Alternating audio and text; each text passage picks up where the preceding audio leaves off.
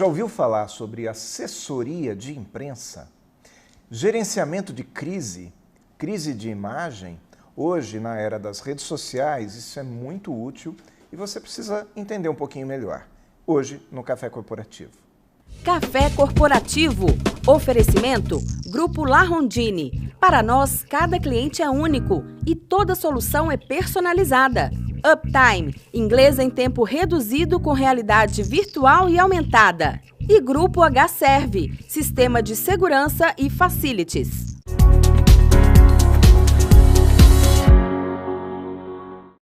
Café Corporativo aqui no canal 25 Jundiaí. Para os nossos assinantes, nossos amigos assinantes da NET, nós estamos hoje aqui para falar a respeito de assessoria de imprensa e quando também o assessor de imprensa precisa trabalhar com a gestão de crises de imagem.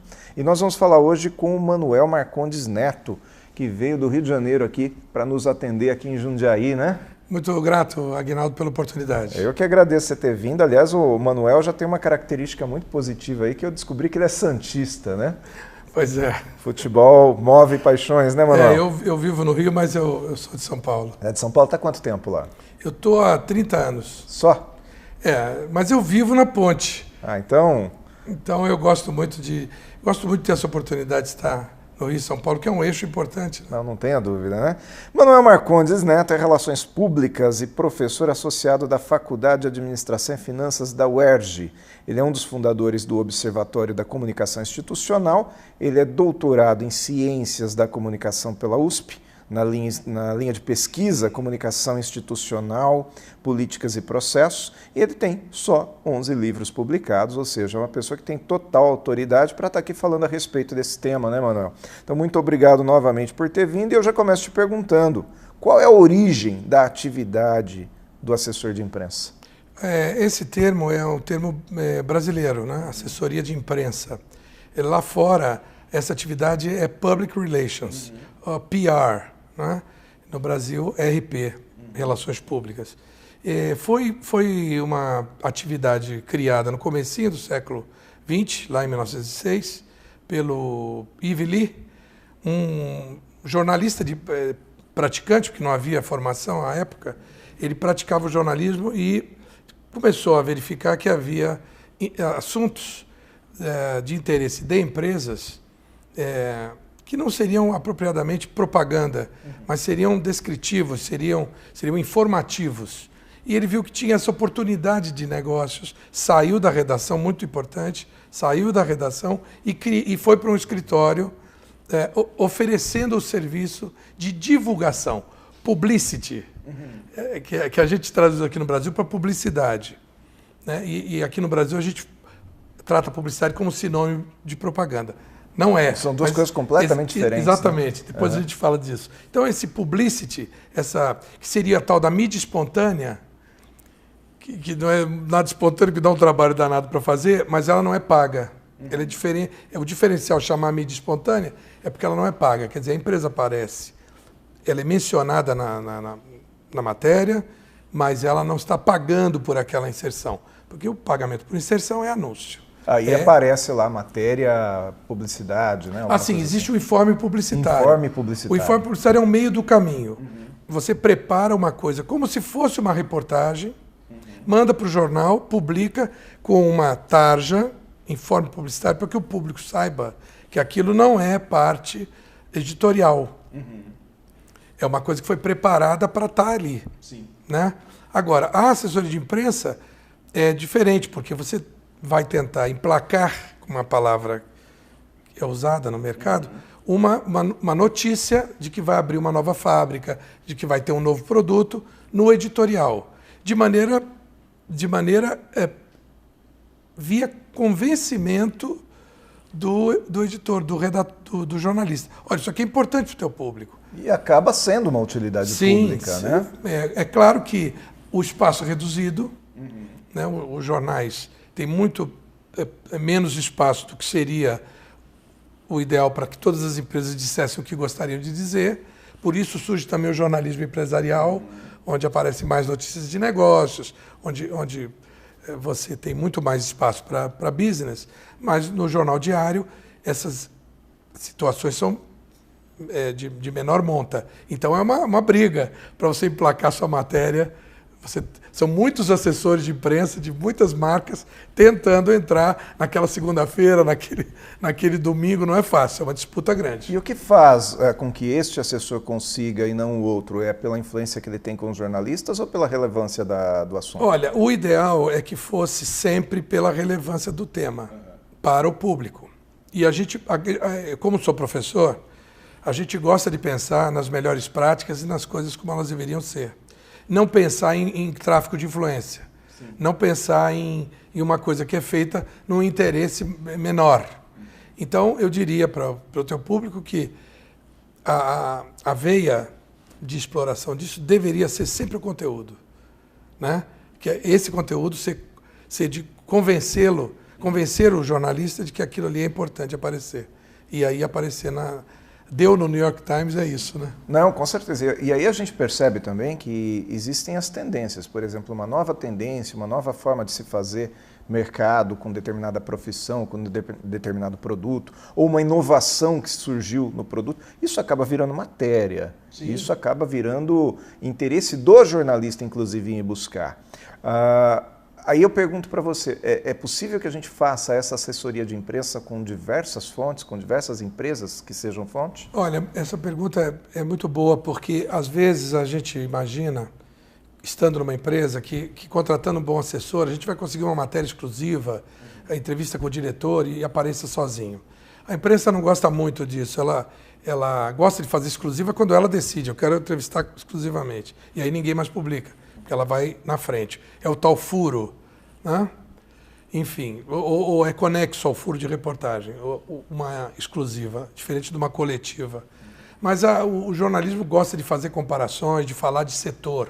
Então, se eu tenho uma empresa que fabrica linha branca e quero mostrar um novo refrigerador vertical, então a matéria pode sair e, de repente, o jornalista mesmo vai buscar outros concorrentes para não falar só de um. Dizer, olha, o mercado agora oferece outro, faz um box lá. E fica uma coisa de serviço ao leitor, muito mais do que o serviço ao fabricante da geladeira. Não, muito bom. É diferente esse trabalho de assessoria de imprensa aqui no Brasil e em outros lugares do mundo? Não, não há diferença.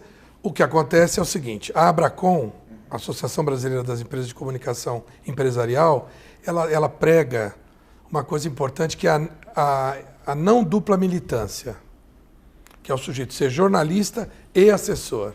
Que isso é um problema. Em Portugal, por exemplo, é crime. No Brasil não é tipificado. Então, quer dizer, você não pode estar nos dois lugares, que é conflito de interesse, conflito ético. Não pode rezar para dois santos. Não dá, entendeu? Então, tirando o eventual deslize, má prática, funciona aqui exatamente como funciona fora. A empresa contrata um assessor de imprensa para que ele trabalhe para a imagem dela junto à mídia. Gerando conteúdo e também... Para o público. Para o público. É uma área em expansão? Olha, eu não vou dizer que é uma área em expansão, porque a nossa imprensa não está em expansão. Né? Tem havido... Há uma controvérsia. Fala-se até no jornalismo ter crescido um pouquinho com o digital, mas há pouco o Jornal do Brasil voltou a ser impresso no Rio, ficou um ano de volta, já saiu. Então, o meio editorial abriu, né? Encolheu um pouco, fechou alguns títulos. Então, quando a mídia encolhe, o trabalho de assessoria de imprensa esmaga. Né? Agora, no jornalismo, o ideal que aconteça, está acontecendo já, é o empreendedorismo. Serem criados novos veículos, e aí, nesses novos veículos você teria a chance de fazer o seu trabalho de assessoria. Muito bom. É disso que eu quero falar no segundo bloco. No segundo bloco, eu quero falar um pouquinho sobre as mídias sociais, o papel do assessor de imprensa em fazer viralizar também uma empresa dentro das mídias sociais, e vamos falar sobre crises. Quando há uma crise de imagem, como é que o RP atua. Pode ser? Perfeito. Então vamos para o intervalo, vamos ver La Rondine, vamos ver a H-Serve, e na volta a gente fala aqui um pouquinho mais com o Manuel Marcondes.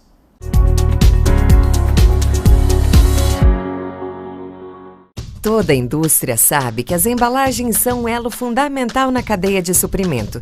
Porém, existem vários problemas, como estoques lotados, variedade enorme de fornecedores, sem falar nos problemas na logística de entrega. A La Rondine, empresa com 30 anos de experiência, desenvolveu o Hub de Embalagens. Um produto inovador. Você terá tudo o que precisa em um só lugar. Conheça o Hub de Embalagens, solução ideal da La Rondine.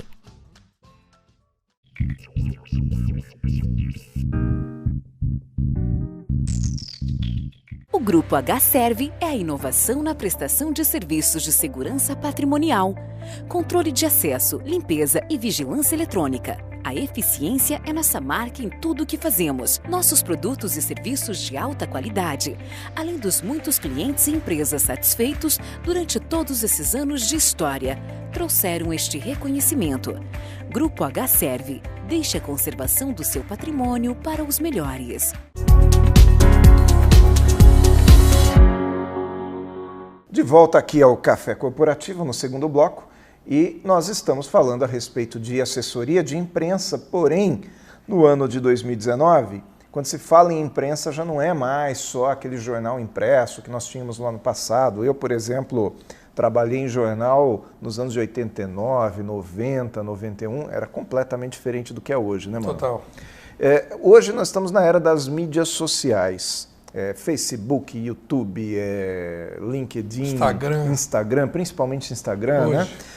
Como que é? Hoje a assessoria de imprensa também trabalha para que algo viralize? Olha, eu tive a oportunidade de conversar com uma jornalista muito experiente que foi para o campo da assessoria de imprensa e ela estava me dando uma aula sobre o aspecto digital. E ela até mencionou a palavra marketing digital na fala dela, não é? E essa expressão marketing digital essa viralizou, está presente. Mas é uma disciplina em construção, eu diria, usando aqui o meu chapéu de professor, é uma disciplina em construção, porque se alguém afirmar peremptoriamente o que é isso, que aquilo, vai acontecer tal coisa, eu acho que está um pouco especulando, porque o universo é muito novo, as agências de propaganda estão correndo para se adaptar.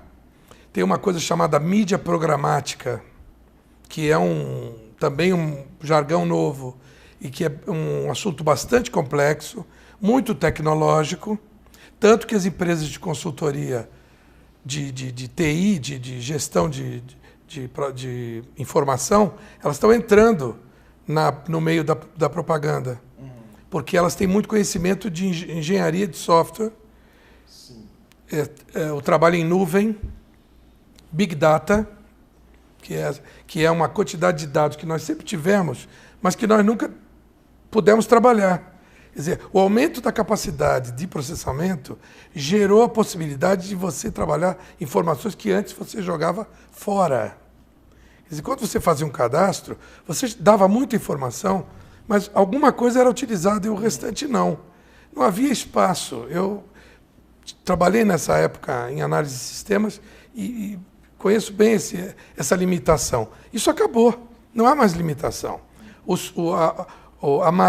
software cresce, o hardware cresce também, que essa eterna briga, né? Sim. Você tem que comprar um computador maior para caber mais coisa. Então, isso cresce. Está na nuvem, na verdade não está na nuvem, está debaixo da terra, porque os grandes mainframes estão soterrados, mas a gente fala em cloud, e lá não tem limitação. Então, o trabalho de dados, hoje fala-se em marketing de dados, as coisas baseadas em dados, elas estão acachapantes em cima da nossa atividade de criação, de preparação de um texto. Você podia falar até em literatura, né? Você lembrar que grandes escritores foram trabalhar em agências de propaganda no passado, nos jornais. Hoje isso está se tornando uma coisa muito mais tecnológica do que artesanal. Com certeza. Eu vejo interessante que o tempo de mudança de uma imagem também é muito rápido, né? Por exemplo, acontece hoje aqui uma frase mal falada e isso destrói a imagem de uma pessoa.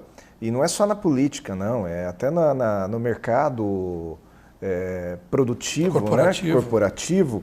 Uma pessoa fala uma frase e caiu um tanto negativa, né? Nós tivemos aí o caso do William Vac há pouco tempo atrás, né? Alguns anos atrás, e acaba, se não toma cuidado, destrói a imagem de uma pessoa. Sim, a imagem construída ao longo de anos, e há hoje um trabalho forte em termos de gestão de reputação, e ela hoje desmonta em segundos, porque o aspecto viral da rede social não permite correção. Quando você vai corrigir, já explodiu. Alguém já imprimiu, já printou, você apagou, mas alguém já printou, já transmitiu de lá.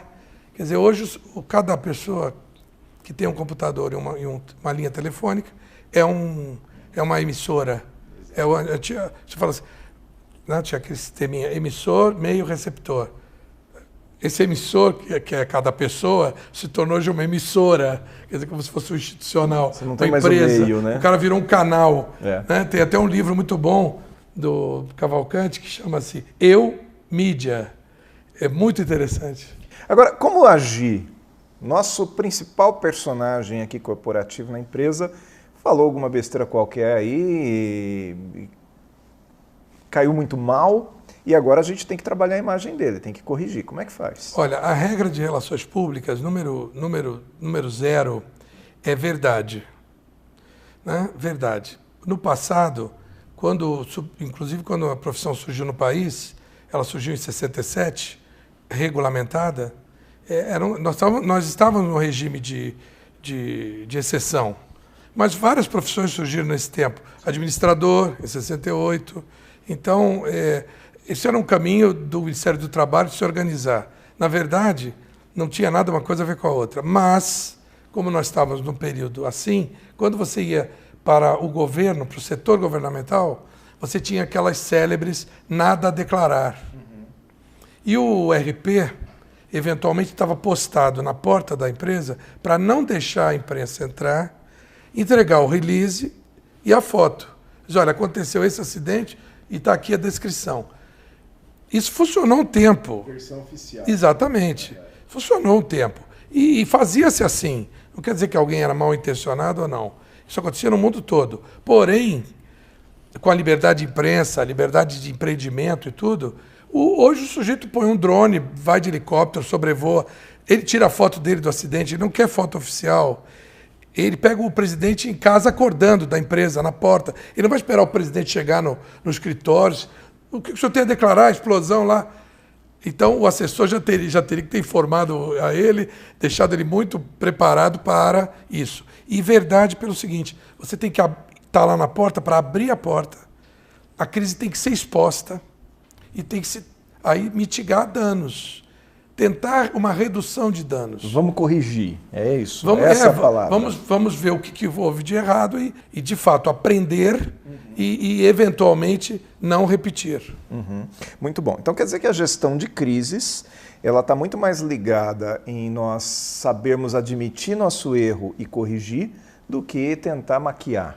Existe uma frase no meio que é a contenção, que é quando aquilo que a gente estava conversando um pouquinho fora do ar, do trabalho do assessor junto aos seus ex-colegas de jornal na empresa.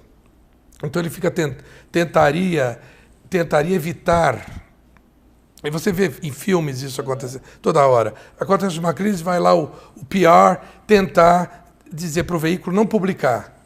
Não publica porque o fulano e tal, aconteceu. Essa tentativa de conter, ela vai contra o interesse público.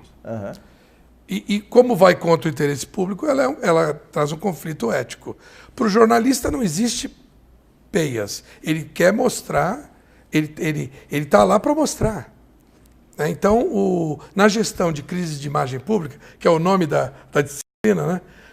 Às vezes o pessoal pergunta, se você cuida de crises? Eu digo, olha, crise tem várias, tem econômica, tem financeira, tem jurídica. O RP cuida de crises de imagem pública. Então, nesse caso, ele está atuando no interesse da organização. Mas o interesse da imprensa não é o da organização, é da opinião pública. Muito bom. Manuel, você tem um livro que fala em convergências entre administração e marketing, é isso? Entre administração e comunicação. Comunicação. As pessoas relacionam marketing à comunicação, né? Está correto, porque uma parte do marketing é comunicação. Vamos mostrar o livro. Quando eu preparei esse livro, ele acabou me gerando o convite para estar hoje numa escola de administração. Porque antes eu tinha feito a carreira toda na escola de comunicação. Então, justamente fazer essa ponte, eu vivo essa condição que eu promovo. Quando eu digo e dedico a minha carreira hoje a mostrar ao gestor o peso da comunicação, como a comunicação pode ajudá-lo. Só que eu começo dizendo assim, só que não é imprensa nem propaganda, hein? Aí eles ficam assim, ué, mas é o que então? Tem uma comunicação nesse meio, que eu chamo de comunicação funcional, que é de interesse da empresa na comunicação interna, na comunicação com stakeholders, com todos os seus públicos de interesse, e que é uma construção que não é a propaganda que resolve, nem é a assessoria de imprensa que resolve, porque é uma coisa que se mistura nas decisões. Então, hoje, inclusive, o Observatório da Comunicação Institucional, ele está inteiramente voltado para isso, mostrar para o gestor, público ou privado, ou do terceiro setor, a relevância da comunicação, no caso institucional, para ele melhor gerir a sua operação, melhor tomar decisão, usar melhores práticas e atender principalmente a cidadania. Nós encerrando aqui o nosso tempo, eu acho que foi bastante relevante esse nosso papo. Fico muito grato. Eu vou fazer aqui a gentileza do nosso patrocinador, da Uptime, e te entregar aqui um presente, que é o óculos de realidade virtual da Uptime. Serve para uma série de coisas. Sim, eu vou te dar aqui então também, como presente, eu trouxe esse livro meu predileto, Relações Públicas e Marketing. Eu que agradeço, eu fiquei muito feliz aí quando ele me falou, ele já me falou antes que ia me dar o livro, eu já estava aqui, né, esperando. Excelente, eu que sou um rato de biblioteca. Esse é meu filhote predileto. Mais um que eu vou ler. Vamos voltar daqui a pouco para o Mais Cafeína, antes a gente ver a propaganda da Uptime.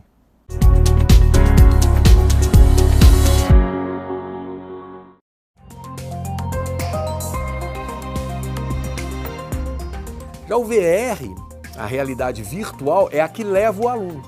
Ela transporta o aluno. Por quê? Porque a possibilidade de você imaginar que a gente isola um aluno por completo quando ele põe esses óculos aqui, ele se fecha do mundo que está ao redor dele. E ele isolado nesse universo, você transporta ele para onde você quiser. O cara está dentro da sala da casa dele e você leva ele para uma praia, para o aeroporto.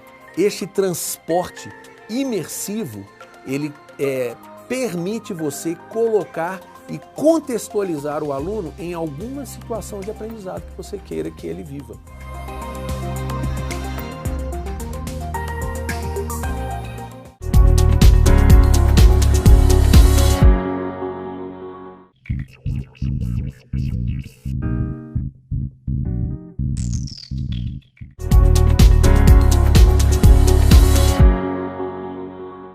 Mais cafeína aqui no Café Corporativo, aqui no canal 25. Hoje nós falamos a respeito de assessoria de imprensa com o Manuel Marcondes. Nós falamos a respeito também de gestão de crises e eu quero trazer uma bandeira aqui para você. Trabalhe sempre com ética. Trabalhe na sua empresa com a verdade. Não tente esconder. Se houve um erro, corrija. Se você, por alguma falha, agiu mal com seu cliente, peça desculpas. Se você recebeu uma reclamação, vá lá, escute essa reclamação. A gente percebe muitas pessoas que recebem reclamação e tentam justificar essa reclamação de uma série de formas. Tentando dizer assim, isso aconteceu por isso, ou porque o funcionário é novo. Não ponha a culpa no funcionário, não coloque a culpa no seu colaborador. Se o cara é novo, ele deveria ter sido treinado. Se ele foi mal treinado, quem treinou foi você. Tá? Assuma a culpa. A empresa precisa assumir a culpa para ela poder fazer direito depois. Tá? Nós tivemos uma aula hoje aqui no Café Corporativo, nós precisamos aproveitar essa aula. Então, lembre sempre disso. Se você fez um trabalho bem feito, a sua equipe tem mérito. Se o trabalho não foi bem feito, assuma a culpa e corrija. Trabalhe sempre nessa linha, tá? Assista ao Café Corporativo, acesse o nosso site cafécorporativo.com.br, nos acompanhe nas mídias sociais e valorize o seu produto, o seu serviço e a sua equipe. Valorizando a sua equipe, você chega lá. Esperamos você aqui na próxima semana com mais um programa do Café Corporativo.